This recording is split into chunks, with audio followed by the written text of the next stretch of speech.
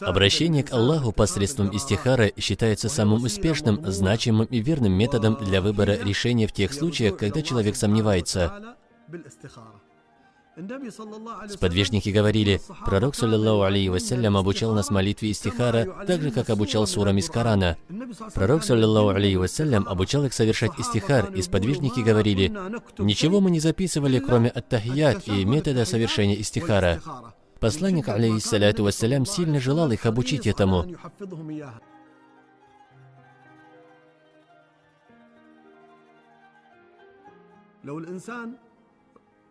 Если человек в деле, в котором сомневается, посоветуется с алимом, с опытным и знающим человеком, например, с профессором, то он получит удовлетворение. А каково же будет положение того, кто посоветовался с Аллахом?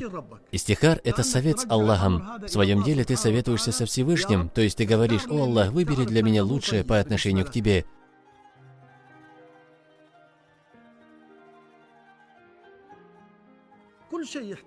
С каждым делом, в котором есть сомнения, обратись к Аллаху посредством истихары.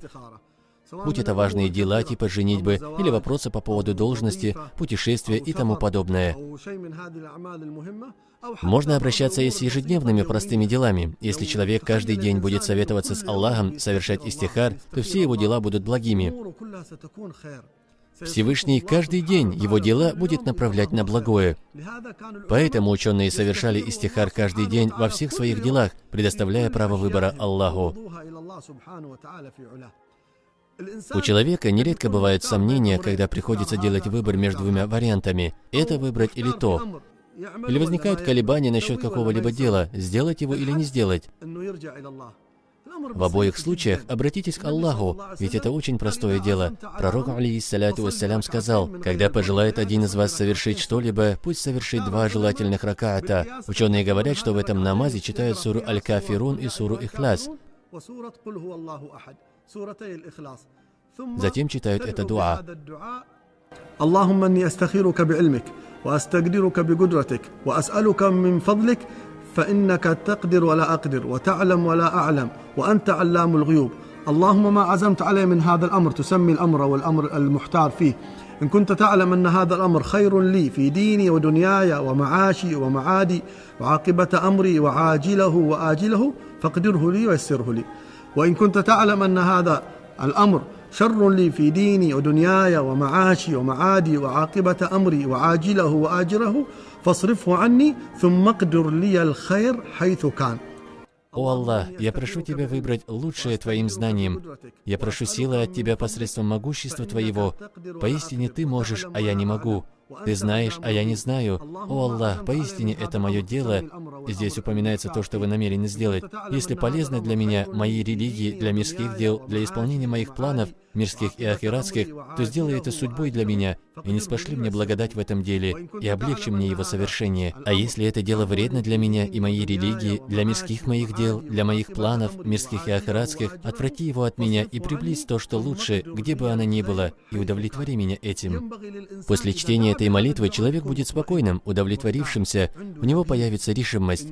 Аллах выбрал для тебя лучший и наиболее чистый вариант. Всевышний больше желает твоего благополучия, чем ты. Хорошим мнением раба в отношении Аллаха считается осознание того, что после истихара дела, на которые направил Аллах, будут только благими.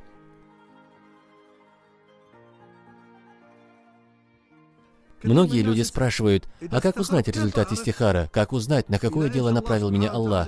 Так вот, в этом деле, на которое направил Творец, человек чувствует спокойствие и облегчение. Когда сделаешь истихар, обрати внимание на сердце, куда оно тянется. Если твое сердце тянется к одному из дел, то вперед, бисмилля, Всевышний не спошлет благодать в этом деле. Или же, когда сделаешь истихар, тебе легко удастся выполнить эти дела, ты поймешь, что Аллах облегчил их для тебя. Или же, когда ты сделаешь истихар, тебе легко удастся выполнять эти дела, ты поймешь, что Аллах облегчил их для тебя, а легкость в делах есть признак того, что это выбор Аллаха. Советоваться с другими также является сунной посланника Аллаха, саллиллаху алейхи вассалям. Давайте зададимся вопросом, кто на земле умнее пророка, алейхиссаляту вассалям? Кто из нас истинно может отличить ложь от правды лучше, чем посланник Аллаха, алейхиссаляту вассалям?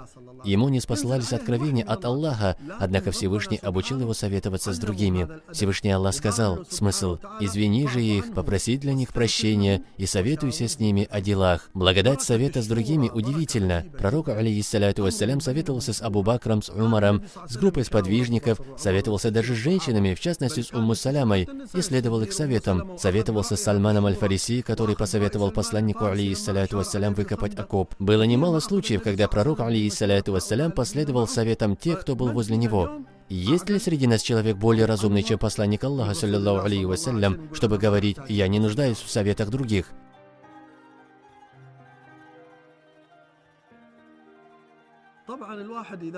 Конечно, когда кто-либо из нас желает посоветоваться с кем-либо, нужно советоваться с разумными, знающими в этом деле людьми,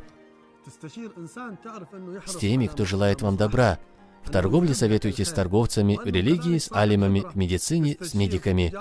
Именно так человеку следует всегда советоваться с другими в своих делах. Когда посоветуетесь, сделайте истихар, и Аллах закрепит ваше дело и не разочарует, ведь обращение к Аллаху свят Он и велик — это сунна.